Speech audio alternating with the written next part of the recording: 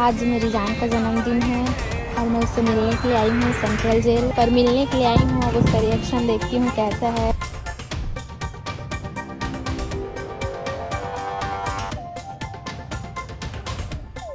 প্রেমিকের জন্মদিন নিঃসন্দেহে যে কোনো প্রেমিকার জন্যই বিশেষ একটি দিন।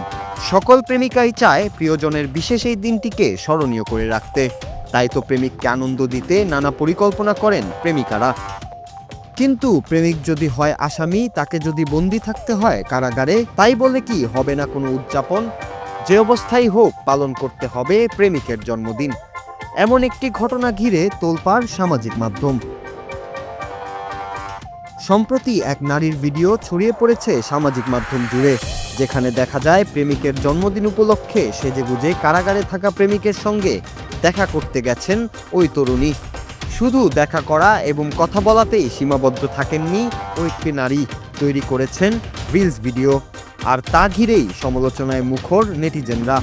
কারাগারের নিয়ম ভেঙে কিভাবে ওই নারী কারাগারের অভ্যন্তরীণ ভিডিও করলেন তা নিয়ে প্রশ্ন উঠেছে সামাজিক মাধ্যমে। স্থানীয় গণমাধ্যমের তথ্য অনুসারে এই ঘটনাটি ঘটেছে ভারতের ছত্তিশগড়ের রায়পুর কেন্দ্রীয় সংশোধনাগারে। রায়পুর জেলের চার দেয়ালের ভেতর যেখানে কঠোর নিয়ম আর অনুশাসনের রাজত্ব, সেখানে এক তরুণীর কাণ্ড দেখে আজ থমকে গেছে নেট দুনিয়া। নিজের প্রেমিকের জন্মদিনে তার সাথে দেখা করতে গিয়ে জেলের ভেতর রিলস বানিয়ে সামাজিক মাধ্যমে আপলোড করেছেন তিনি।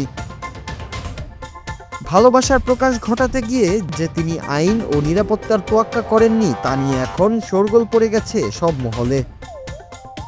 ইতিমধ্যেই জেল কর্তৃপক্ষ এই ঘটনায় নড়ে চড়ে বসেছে এবং একটি উচ্চ পর্যায়ের তদন্তের নির্দেশ দিয়েছে। জেলের অভ্যন্তরীণ নিরাপত্তা ব্যবস্থার ফাঁকফোকর খুঁজতে শুরু করেছেন কর্মকর্তারা। ওই তরুণীর বিরুদ্ধে আইনি ব্যবস্থার পাশাপাশি ওই দিন কর্মরত কর্মীদের কোনো গাফলতি ছিল কিনা তাও খতিয়ে দেখা হচ্ছে। আপাত দৃষ্টিতে একটি সাধারণ রিলস ভিডিও এখন প্রশাসনের জন্য বড় মাথা ব্যথার কারণ হয়ে দাঁড়িয়েছে। রায়পুরের এই জেল চত্বরে রিলস কাণ্ড কেবল একটি ভাইরাল ভিডিও নয়, বরং আমাদের ডিজিটাল আসক্তির এক নেতিবাচক প্রতিচ্ছবি। Noor Raju, Bangla TV, news desk.